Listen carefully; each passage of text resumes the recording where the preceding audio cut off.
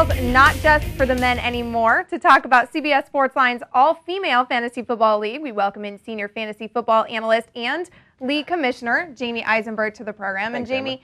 how does this league compare to other leagues, the male-dominated ones that we're so accustomed to? Let's take a look at the first round and see how that compares. Sure, Amber. You know, I think this draft compares very handily to the other draft that we did. Our magazine draft is what we're talking about with Pro Football Weekly and CBSSportsLine.com. I think the all-female draft and the magazine draft very comparable. You're talking about LaDainian Tomlinson still is the first overall pick. Steven Jackson goes third in the magazine draft. We like him better at number 2, and that's where he went in the all-female league. The question usually falls with most first rounds is where does Peyton Manning go? I think the best thing is you can look at both. In the magazine draft, he goes 7, which is probably a more appropriate spot. In the all-female league, he went 5th, which is maybe the earliest he should go because after the first 4 running backs are off the board. But I think great situation where Peyton Manning went and then sets up the next group of running backs to go. So it really was a very solid first round for the all-female league. Okay, so what you're saying is Tom Brady wasn't the first pick off the board just because ladies think he's cute. So even the women believe in the power of LT. It's all about the football after all. Very true. Brady did fall late in the second round. That's not too unusual. There were some unusual picks in the second round, though. Brandon Jacobs and Jamal Lewis, they went kind of high. They're more like 3rd or 4th rounders on your projected list. Yeah, absolutely. Again, I think when you look at the way the drafts usually fall, it's always going to depend on which players fall to which spots. Brandon Jacobs probably was a little high to go in the second round, and certainly Jamal Lewis was a little bit of a risky pick there as your number 1 running back. We talked about Peyton Manning.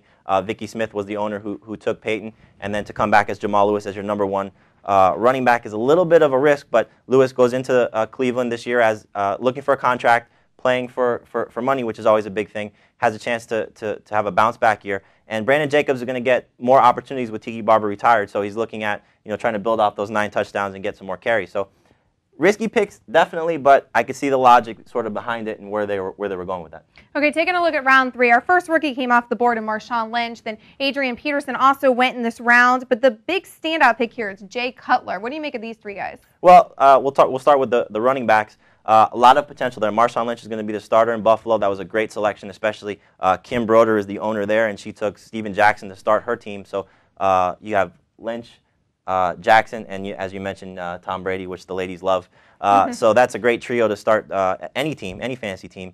And Peterson, a little bit high there, but again, I see the potential and where the owner was going there. I believe Lindsey Jones is the one who took Adrian.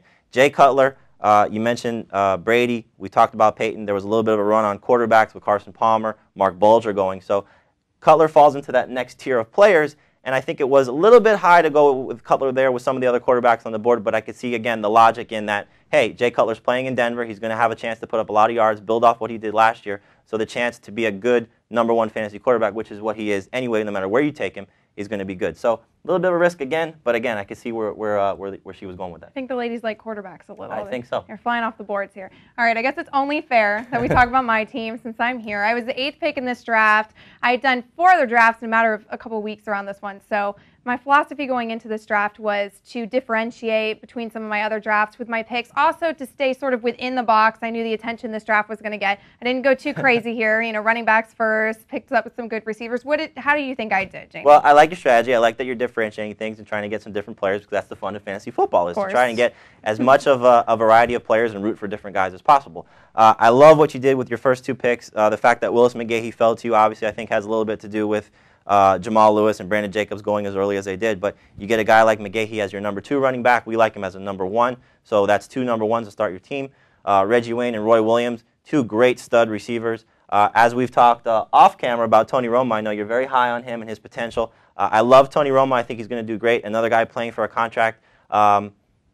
It all depends on how he's going to fit in. But again, he's playing with T.O., so that's never a bad situation to go into. I backed him up pretty well, too. So, yeah. I think you're going to be in the hunt for the playoffs and maybe a fantasy championship. Well, that goes without saying. Obviously, I'm going to have the best team at the end of the season. But right now, looking at this draft, who is the best team? Well, I really like what Ashley Burns did. She has a really solid core of players, a lot of good depth. You start your team with Frank Gore. You get the number 1 receiver in fantasy football in Marvin Harrison. Cedric Benson is a great number 2, a lot of potential in Chicago. Her biggest question mark is probably going to be Donovan McNabb as a quarterback because of his knee situation and how he's going to respond to that. But Amon Green is a very good veteran as a number 3. Vincent Jackson has a lot of potential as a wide receiver. She has a good core of players with Vernon Morris. He has another running back. Joe Horn is a wide receiver. Greg Jennings, tight end, and Ben Watson. So I think, Amber, we could be looking at an Ashley Burns, Amber Wilson, maybe fantasy championship in this league.